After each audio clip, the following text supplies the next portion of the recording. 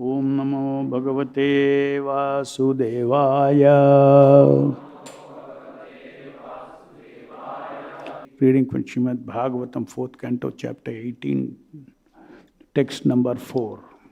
Anatishtati ya samyag upayan purvadarshitan varaha shraddhayopeta upeyan vindate ajnasa. Translation purport by Srila Prabhupada ki jai.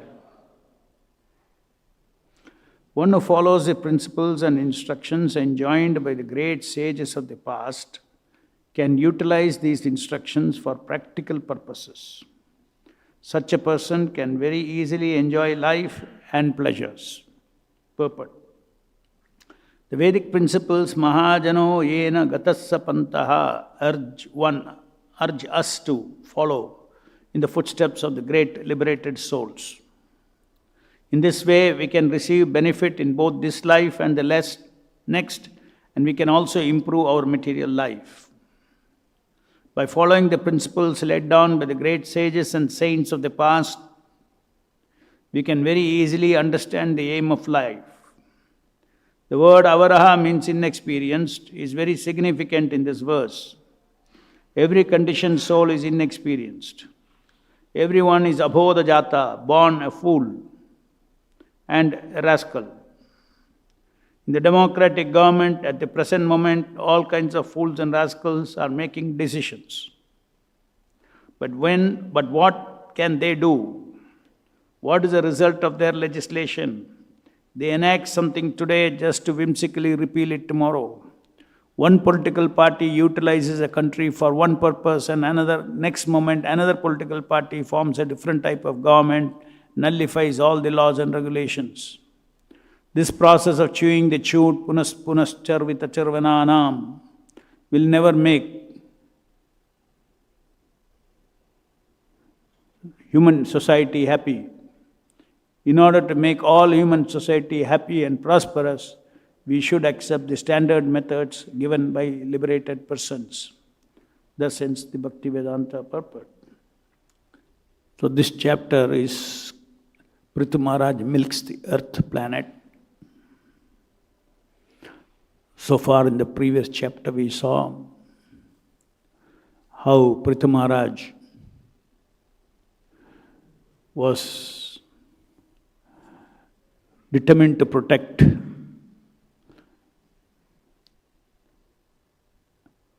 the people, his citizens, even at the cost of chastising Mother Earth for not delivering the needs of the people as required, in spite of them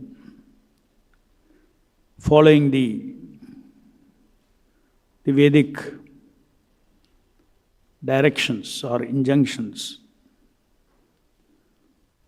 to pursue a happy, prosperous life in this world.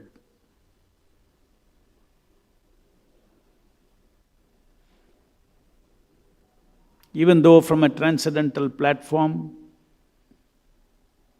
from a spiritual platform, from the point of view of total liberated life, we say this world is dukkhalayam ashashvatam. But for those who are satisfied, or those who just flip from one temporary pleasure to another temporary pleasure, happiness, for them the Vedas have provided a path. If they follow that path, in the material world also, there can be not everlasting, but there can be happiness and pleasure and prosperity.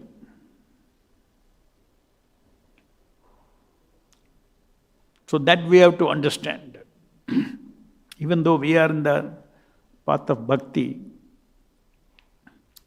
where we are not interested, even in this so-called peace, prosperity and happiness in this material world, as it is known to them that it is ashashvatam, it is not my real life, it is a drama from one body to another body.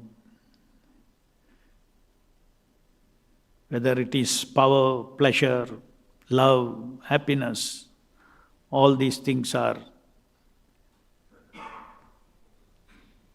of a flickering nature. Whereas the spiritual power, love, happiness, prosperity in Krishna consciousness is my eternal rasa. These rasas in this material world are reflection of the real rasa that the soul is deeply seeking. So very deep within, no living entity can be satisfied by following all the Vedic injunctions. But he can be, by following these Vedic injunctions, when one is in a situation where he has no troubles from the material energy or minimum trouble from the material energy, he can either enhance his material happiness or he can utilize that freedom that his karma has given to transcend this karma and go back to Godhead, develop his original love for Krishna, his original happiness, all those things. He can utilize his karma for that. So, a good life in this material world can act as a jumping platform into the transcendence. But the material world is created in such a way that even sometimes unhappiness, poverty, all these things also can awaken a living entity to seek perfection of everything, to seek his deepest hunger for love, happiness, power. He can look, that can also turn him towards God. So for each living entity, the Lord is residing in their heart as a super soul. So for one who sincerely wants his real stuff, real love, real happiness, real pleasure of love of Krishna, real pleasure of devotion, service to Krishna, if that is what he is seeking, according to that, the super soul is called the Chaitya Guru. He is seated in everyone's heart to act as a guru who gives direction, to utilize one's karma, good, bad, everything, in service of the Lord and come out of this material world. So, for developing bhakti, transcendental devotion, it is not 100% required that one has to materially be prosperous, materially be happy, materially be opulent.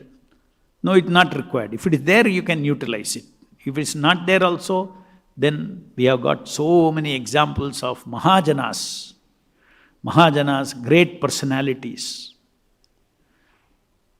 who are, as mentioned here, who give guidance to the inexperienced by virtue of their own life,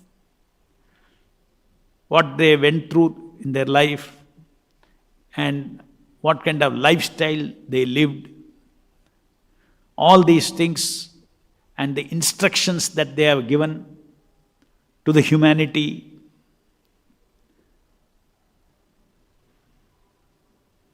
their explanation of the scriptures. So we follow Guru, Sadhu and Shastra, we say, but foremost among the sadhus are the Mahajanas. the 12 Mahajanas, and all of them are described in Srimad Bhagavatam.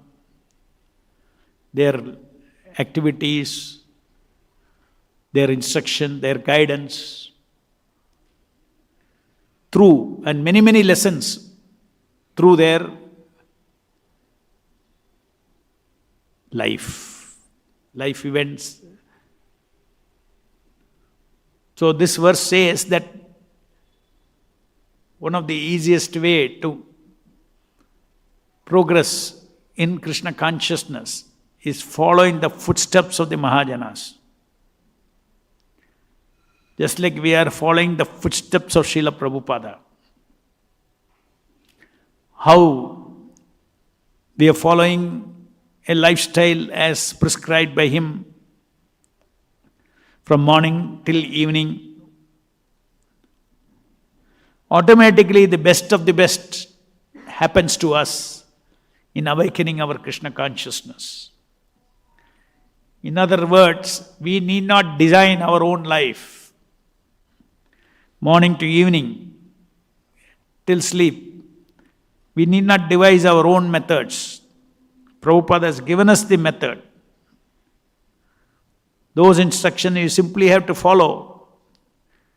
Then slowly our living, our spirit's person will awaken and will learn, will have the Shakti, the power, the Vairagya to detach from what is not the self. This body is not the self. This body's desire is not the desires of the self. This body's thinking, feeling, willing is not the original thinking, feeling, willing of the self. So this body is a yantra, a machine. You're a human being, then this body, mind, intelligence, ego system is like a humanoid which is being used by the spirit person. It can be used either for one's self-centered false ego life, or one can use it for enhancing his Krishna consciousness to serve Krishna. As simple as that.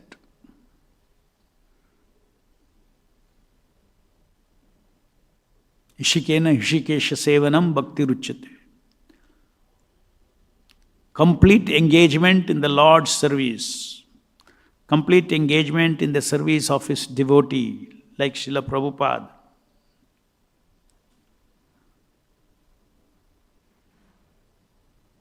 Is the easiest path to purify my thinking, feeling, willing, desiring, desire for Prabhupada, think for Prabhupada, feel for Prabhupada, will for Prabhupada. For Prabhupada means Prabhupada's desires, plans, orders, vision, mission. We adopt them. A servant adopts the vision, mission, desires, plans, orders of the master.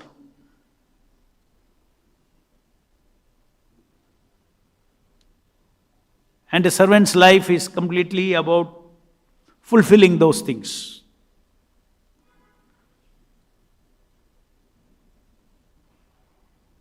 But for that we have to know. First you have to hear. We cannot speculate. We have to hear from Prabhupada what he wants.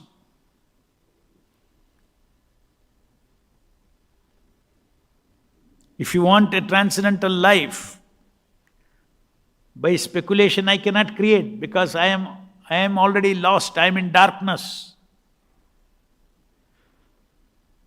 Direction has to come from outside me.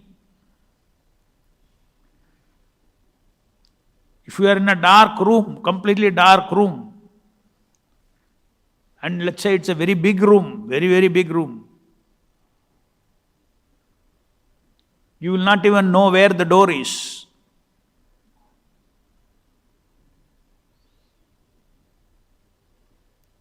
You may say, I will go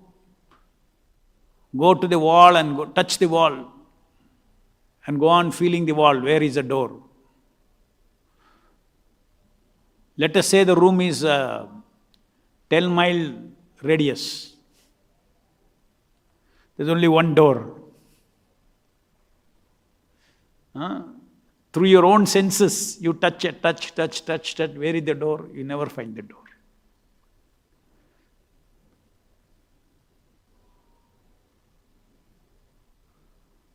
But if the Lord guides you, Kuno Bhagyavan, that fortunate soul will touch the door. And he opens the door, light rushes in. He sees everything in the room clearly. That is what is said here. The Mahajanas, their experience comes through instructions. Those instructions, directions, knowledge, transcendental knowledge, knowledge beyond the sensual knowledge, that we are spirit persons. We have no dimensions in this material world. We are in the transcendental dimension. Spirit is different from matter. Spirit is consciousness. Matter is unconscious. Spirit is a different energy. Matter is a different energy. Person is a different energy. Person is spirit. Matter does not have personality, persons. So all this light comes into our life. So in the same way, by our good luck, we have come across Prabhupada. He is our door to all knowledge, direction, so that now, when there is no darkness, you know the path you are walking is leading to the destination that you want. Everyone's ultimate soul's destination. Now he may be blinded, he does not know what he wants. What is not his requirement also, he thinks that is his requirement. That is called anartha. So we need a guru to tell us what is anartha. Look, your desire, your bodily desires are not your desires. You are serving the body, not serving yourself. Please use the body to serve yourself. Serve yourselves means your goal, your desires. Serve your real, eternal hunger for permanent happiness, love, knowledge. Utilize this body for that. Walk in the direction in which this will take you towards these objectives of love of Krishna, attaining love of God. So the corpus of transcendental knowledge that is available to us here is like the door.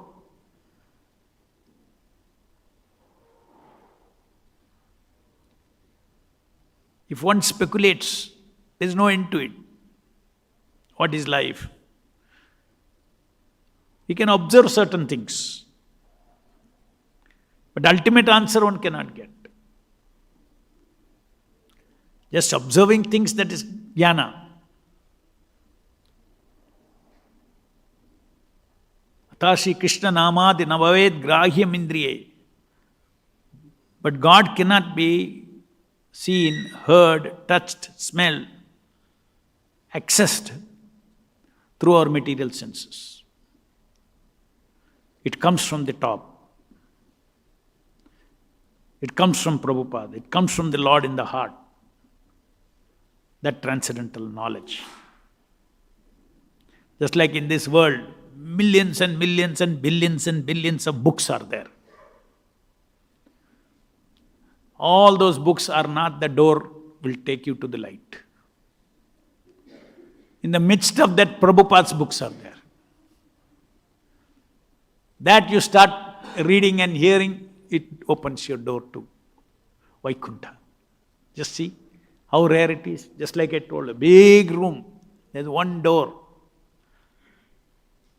So those who come across this door and they enter this door, like we have been fortunate enough, are blessed. So we have to stick to these instructions, directions, orders, knowledge that is given by them, by Srila Prabhupada, and not fall back. So rare to have come to Prabhupada. Somehow the Lord in the heart guided us and we have come to Srila Prabhupada. He represents all the teachings of the Mahajanas, all the Mahajanas. So nice in the modern world. That is why he is called Acharya. His lifestyle, if you see, everything is perfect. It's not that there is something private about him we did not know. He is an Acharya, he was an open book to the entire world. An Acharya is one who sets example for a human being to lead his life.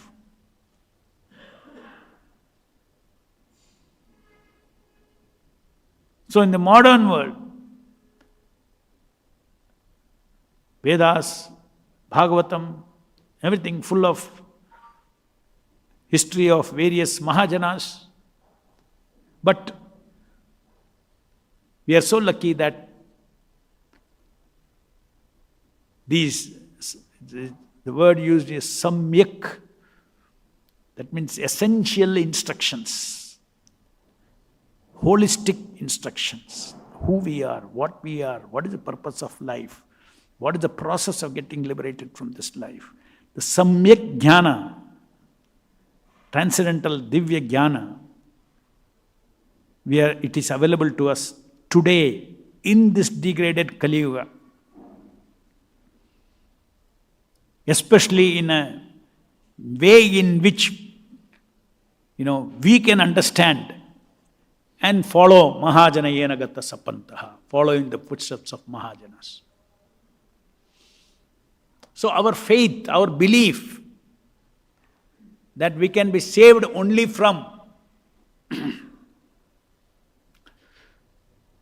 knowledge from outside ourselves.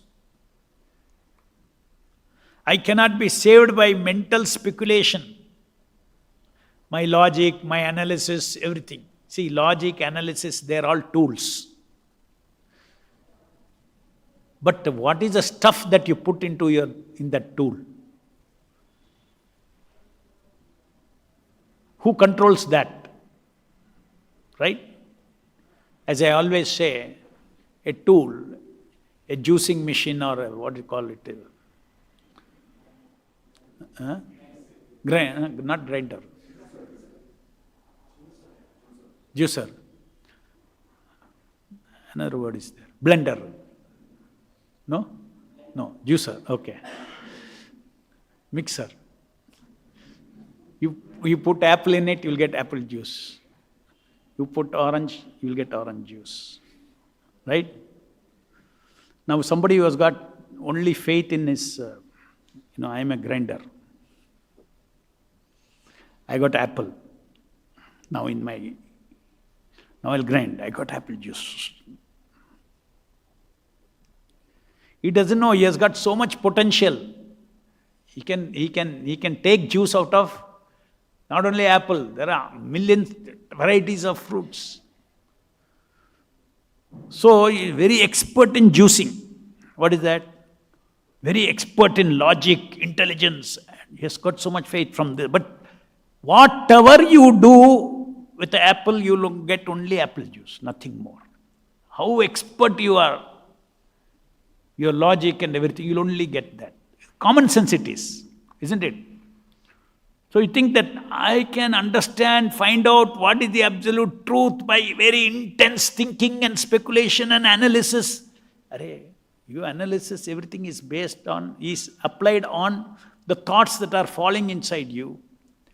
The content is not in your control. Mata smritir jnanam apohanam cha sarvasya chaham hridi sannivishta. Krishna says, I am seated in everyone's heart. From me comes knowledge, remembrance and forgetfulness. So forget this, that's called mental space. Forget this mental speculation as the path. Analyze, and then I discover truth. No, truth has to be given. We are tiny. The essence of truth, essence of life, essence of purpose of life, all these things are given. It is called descending process of knowledge. So your constant faith, dhami buddhi yogam tam yena maam upayantite, that the Lord will guide me through the contents. And then I apply my logic, my intelligence on the content that the Lord gives me. It's not that we are illogical people, irrational people. Devotees are very rational, devotees are very logical, intelligent. But what you apply those things on, you depend upon the Lord.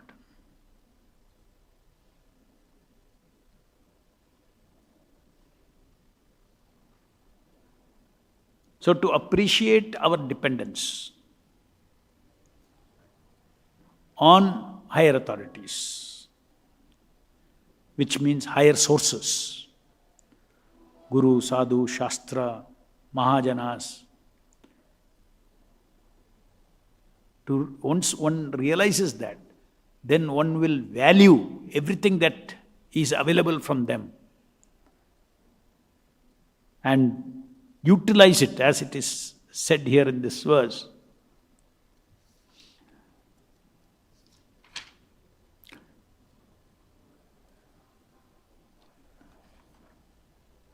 To utilize it.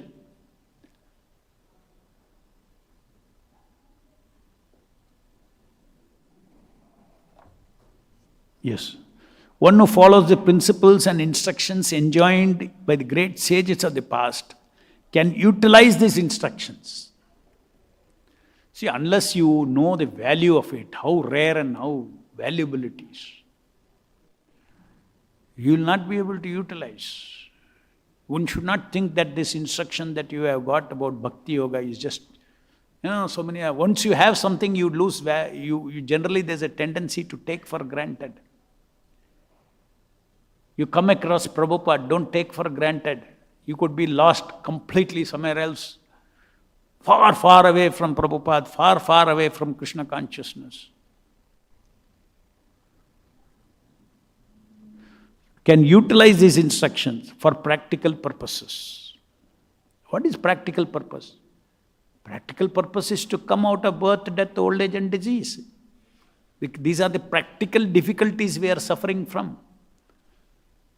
So Krishna consciousness is about solving our practical problem once for all. Now such a person can easily enjoy life and pleasures. Just see, automatically one who takes shelter of the Mahajanas, their material life also gets filled with happiness and pleasure.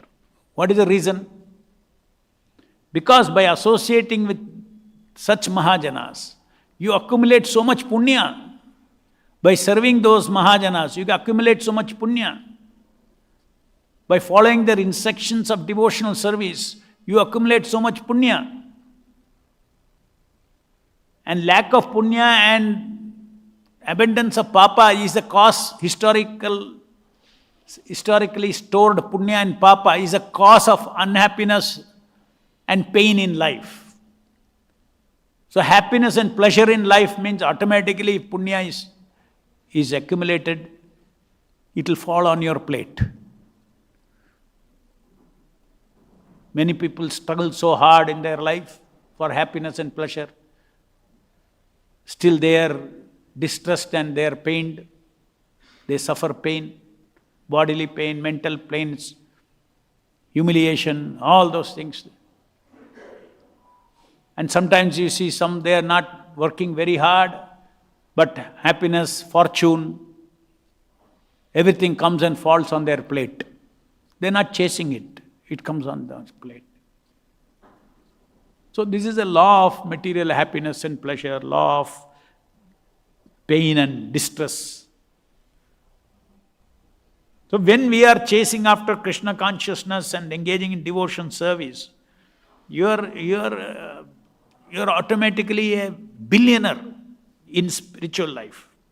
A billionaire, does he think that what I will eat today, what I'll sleep, where is my shelter? Does he think? He doesn't think. Because he's so much abandoned.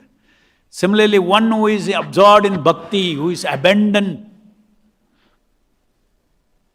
in bhakti rasa, all these things just follow. He simply has to little desire and it will come and fall. So in fact, the devotee is very scared because he knows this law, that I have accumulated a lot of punya. If I desire something, it will get satisfied. Once it gets satisfied, then I have to indulge in it. I have to have a relationship. If I have to have a relationship, I can get entangled in this again. So your punya can bring you, punya can bring you a lot of freedom. But then I am prone to misuse those freedom. Again, I will get trapped. Every action has a reaction.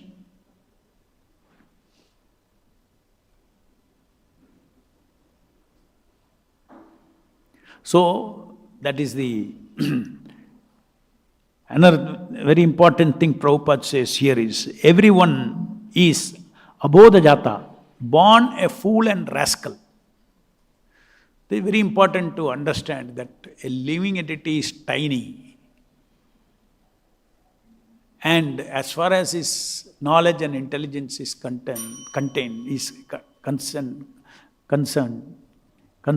it is very insignificant. Not even enough to save himself.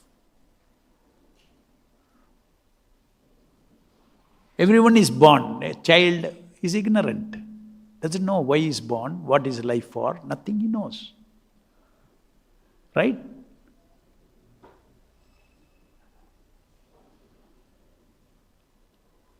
He is born in ignorance. But then when he comes to the shelter of a spiritual master, his material life dies and his spiritual life begins. Ignorance ends. From childhood, then he comes to a spiritual master. Then every narrative will change. All that narrative from childhood, I am the body, I have to take care of myself, my ambition, my life, my success in life, my failure in life, all those has filled our life. Our life means our body-centered life. That's not my real life at all. Then the spiritual master says, "All right, look, you are building a foundation on a false foundation. You are building a superstructure on false foundation. You are not the body at all. Now utilize this body to find out who you are and what is your real goal, what is real ambition. There is nothing wrong in thinking about oneself. But why don't you think about your real self? Why don't you think about your real desires? So we get second birth.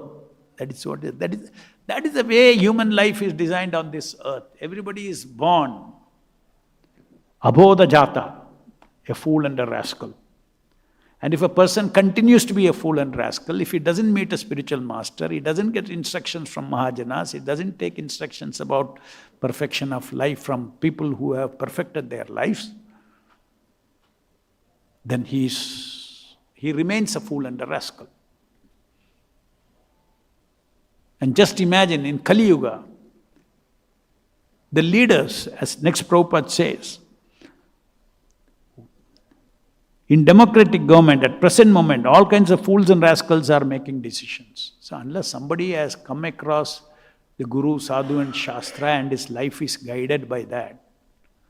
Not only his life, he understands that this Guru, Sadhu and Shastra gives even direction about.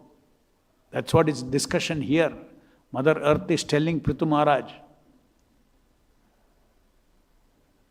He is begging Prithu Maharaj, your macroscopic purpose is to save everybody. Please don't kill me first. I beg pardon from you, but don't kill me. So modern democratic leaders they have nothing to do with, of course, because of our modern culture, there is some value system which is derived from these Mahajanas. So our Vedic culture, Hindu culture is still there. But they have not understood even this principle of Sanatana Dharma, eternal knowledge. To the degree to which they know, yes, they will make the legislation, everything, they'll govern the state according to that. Imagine people who do not know.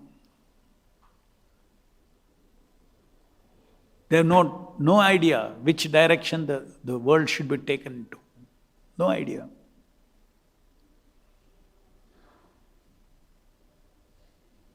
Just like if you see today, India,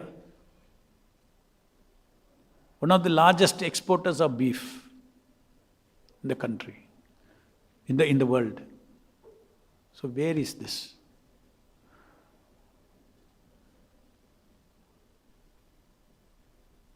Of course, that beef includes buffaloes.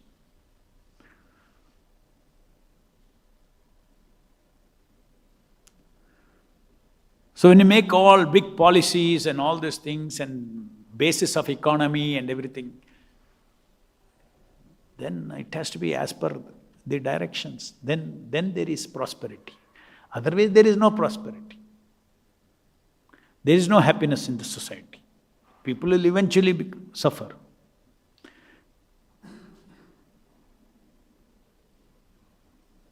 It's not easy to bring prosperity and happiness in this material world. In the modern age, it's not easy because the entire structure has collapsed. Even if you become the Prime Minister of the country, you cannot stop this export of beef so easily because it's all so interconnected in the economy and everything. Right? Now you need a very powerful person who will take such decisions, perform Sankirtana Yajna, which brings greater opulence from natural resource and everything. We don't have to create money by selling animal flesh, right? Alternatives are there. So you need spiritual power for all that. Spiritual power comes from Krishna. He has to be a devotee of the Lord. Pakka devotee of Lord. He has to have full faith in Krishna, full faith in Vishnu. Then ideas will come, changes will happen, power to change will come.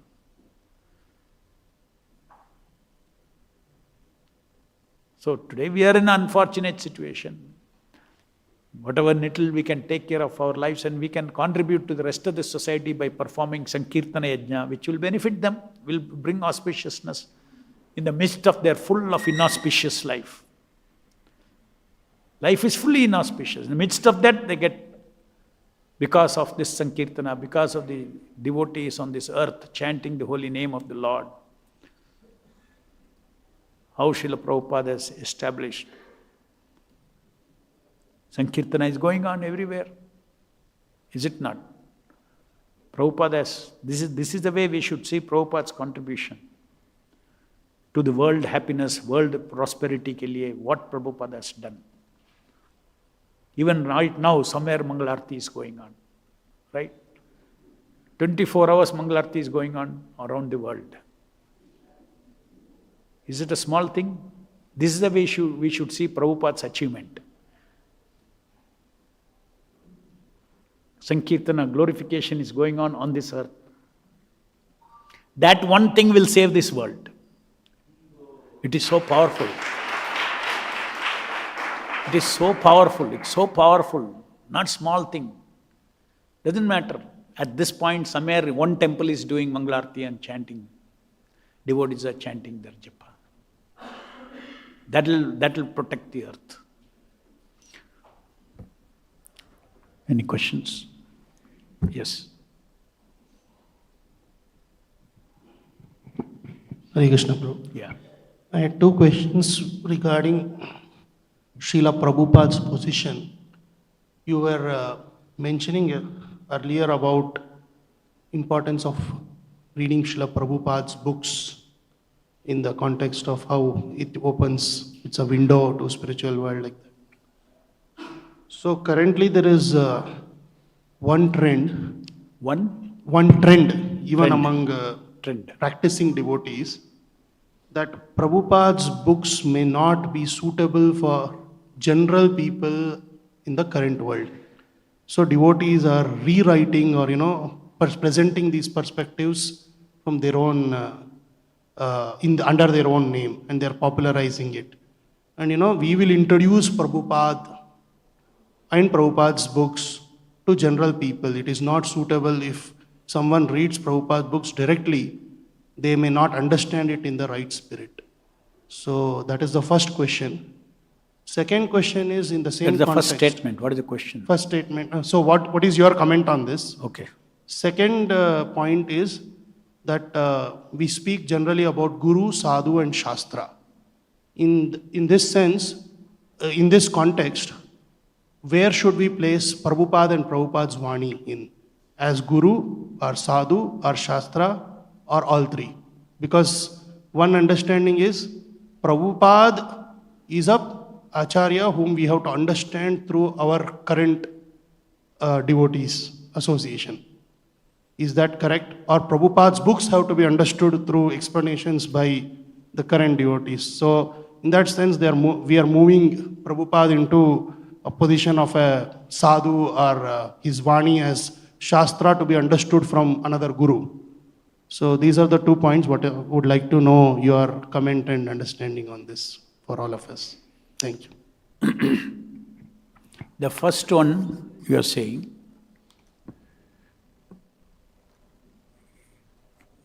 in the institution of ISKCON, we continue to promote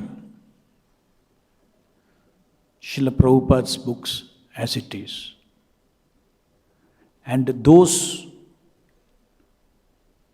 who are capable of comprehending it.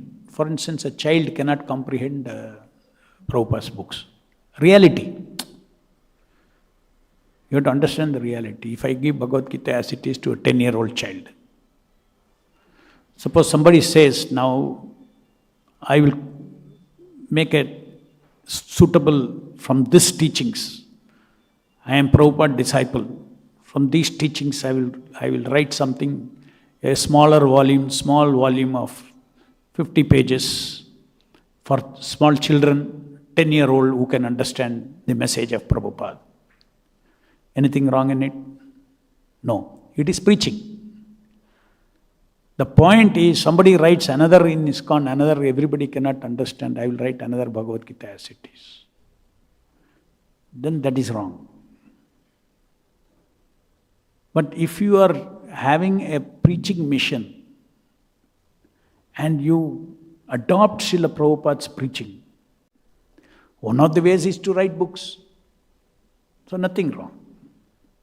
You explain, you write essays on, take the essence from Prabhupada, and you speak in their language. But the statement that Srila Prabhupada's, in a way, nobody should think that this can become outdated. These languages, the language used by Prabhupada is also so simple. And it for thousands of years people can read and understand this. It's a simple language. For instance, why Bhagavad Gita is prevalent even today? Because it is simple Sanskrit. It is simple Sanskrit. Bhagavad Gita is not a complicated Sanskrit at all. Very simple conversational Sanskrit it is. Right? So is it valid today also? It's valid today also. Similarly, Prabhupada has not, every sound is descending from the spiritual world, what Prabhupada wrote. So therefore it will cater to all, many generations, till English language is extinct from the earth. Okay.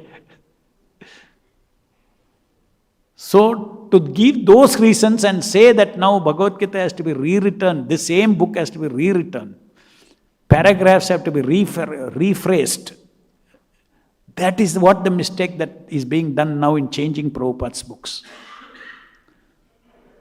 If you take Prabhupada's book, 5,000 changes have been made after Prabhupada left.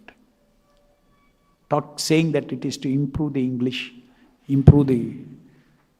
Who asked you to do that? So that is a mistake that is being done.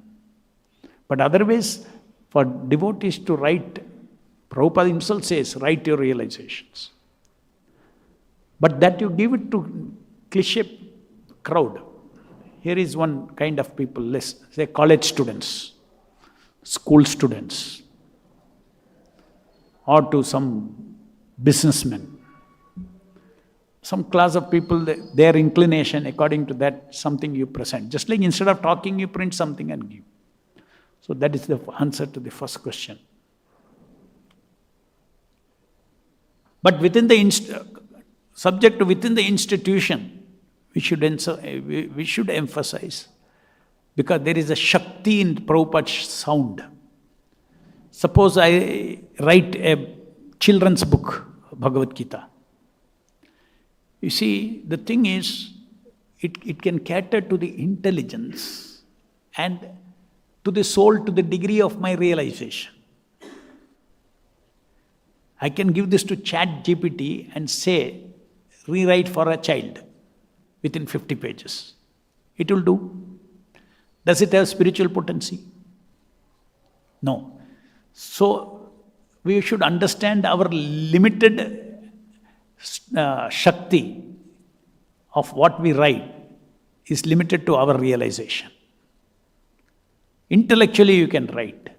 Intellectual exposition of something is different from what is coming from realization. What comes from the realization will hit the heart. It will change the life. Rehashing intellectually what is here is not going to change your life. In fact, this Shakti will go away. This Shakti itself, these very words have Shakti of Prabhupada. So writing books is not merely an intellectual exercise, it is about sharing realization, depth of realization. Then that is sadhu sangha. Guru, sadhu and shastra. Just like I read Guru's book, I read Shastra, Sadhu's books also. I'll read Prabhupada's book. I can read Sadhu's if there is a self-realized person who is explaining something. I will associate, that's part of Sadhu Sangha. So that way we have to understand this in the right perspective. We cannot limit anything in spiritual life. You cannot limit anything in spiritual life. In spiritual life, nothing is limited, but we have to be careful. When you limit something, then we become fanatics.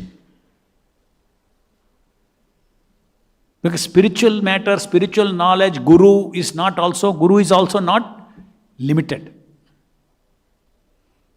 If a disciple of Prabhupada writes a smaller book for children, this realization, whatever it is, to that degree, Prabhupada himself is manifesting there. But he doesn't manifest 100% because unless you are 100% surrendered to him, then it can be very powerful. Children will read that book and will get completely changed.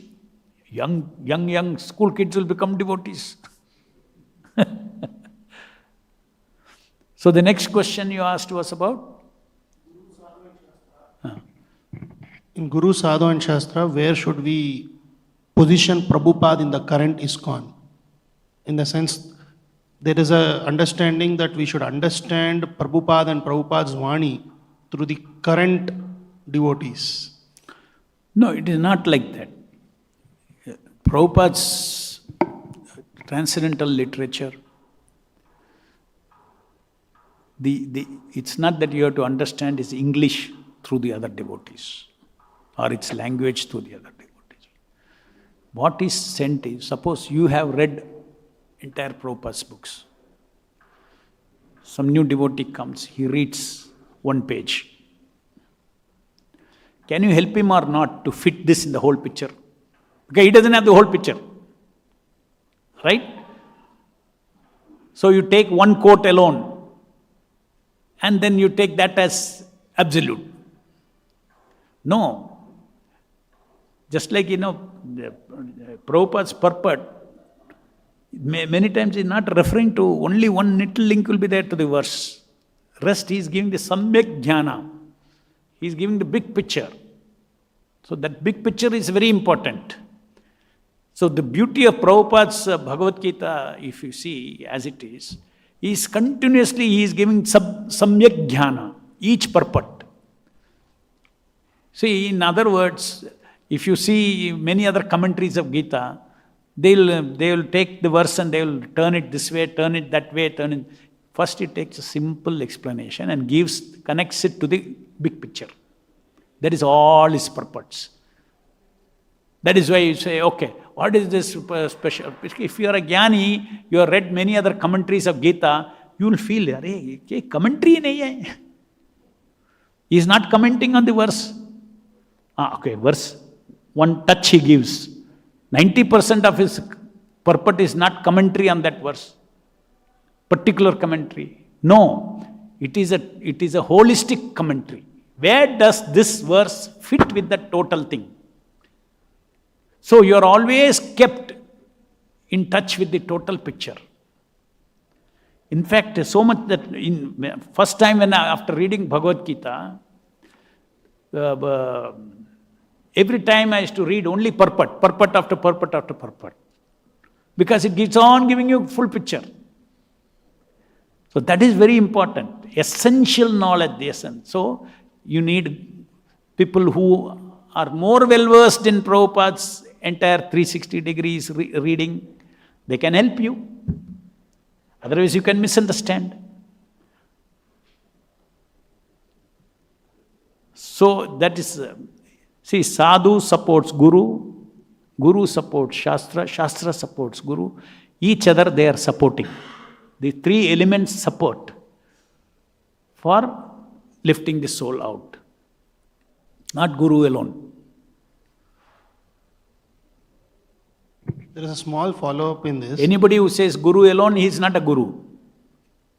There are three parallel lines. Guru is completely aligned with Shastra, is completely aligned with Sadhu. So there is a small follow-up on this. The Sadhu who is helping me understand Prabhupada's books. Now the problem comes where, if we start placing that Sadhu who helped me understand Prabhupada's Vani as Guru, is that distancing ourselves from Prabhupada as our own Guru? That's why you have to understand what is our Siddhanta. There are Siksha Gurus. Siksha Guru is not equal to Diksha Guru. Just like in a class, somebody will come, teach physics and go, chemistry and go, maths and go. Then they are appointed a class teacher. Class teacher gives attention to each, make sure that his education is fulfilled. Any particular difficulty he's got, then he will give special lessons, everything. So the responsibility that the class student promotes from this standard, goes successfully to the next class, is the class teacher. Right? So class teacher is like Diksha Guru. And a crude example.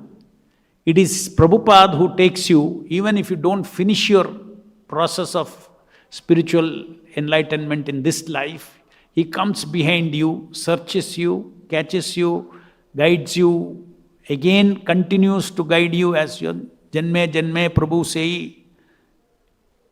He gives you lesson after lesson. Okay, everything takes time. You learn one lesson, then like that.